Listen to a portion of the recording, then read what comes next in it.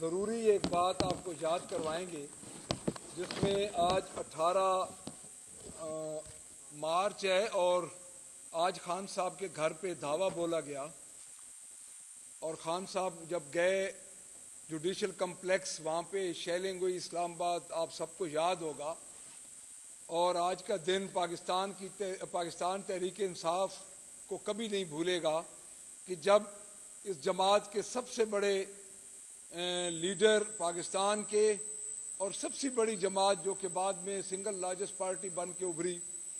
تو ان کے گھر میں ان کی غیر موجودگی میں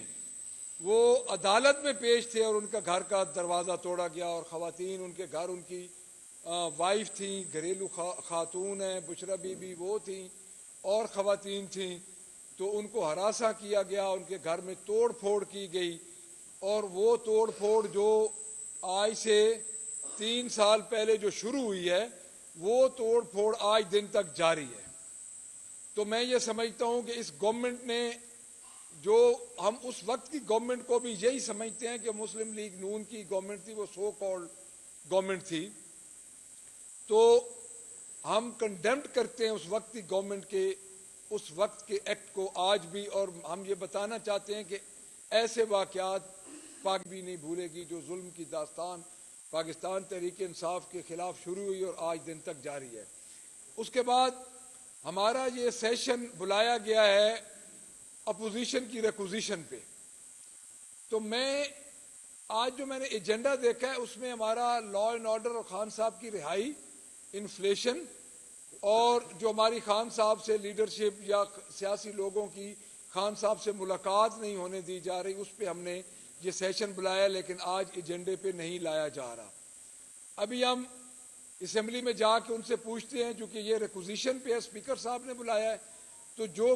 گورنمنٹ بلاتی ہے وہ گورنر اس کو ریکوزیٹ کرتا ہے، تو جو بلاتی ہے اپوزیشن اس کو اسپیکر صاحب بلاتے ہیں، تو انہوں نے یہ بلایا ہے، آج انہوں نے نہیں رکھا ہمارا ایجنڈا، تو اس کے بارے میں بھی ہم جا کے پوچھیں گے کہ کیوں نہیں رکھا، کیا اتنے ڈر گئے ہیں کہ اب اسمبلی میں بھی بات کرنے سے گھبراتے ہیں۔ پچھلے اجلاس میں انہوں نے ہیپیزٹلی چند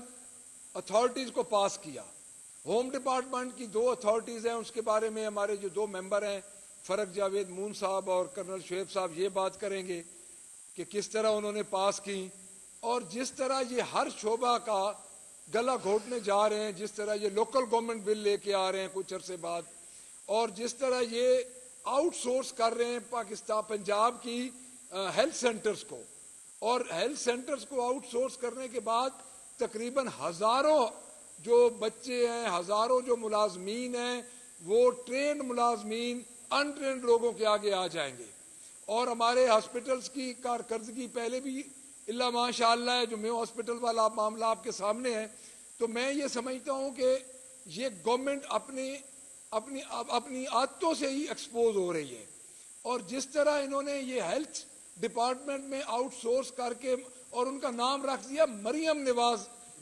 بنیادی ہیلتھ سینٹرز، یعنی پہلے انہوں نے نام رکھا ہے اور بعد میں یہ ان کو آؤٹ سورس کر رہے ہیں۔ اسی طرح انہوں نے اسکول آؤٹ سورس کیے۔ لا اینڈ آرڈر کی پوزیشن آپ کے سامنے ہے اس وقت، کہ اس وقت سرگودا میں کل 2 دہشت گرد جو ہیں وہ ایک بندے کو بازار میں قتل کر کے چلے گئے۔ تو میں یہ سمجھتا ہوں کہ اس وقت پنجاب کی صورتحال اس مریم بی بی سے آؤٹ آف کنٹرول ہو چکی ہے، اور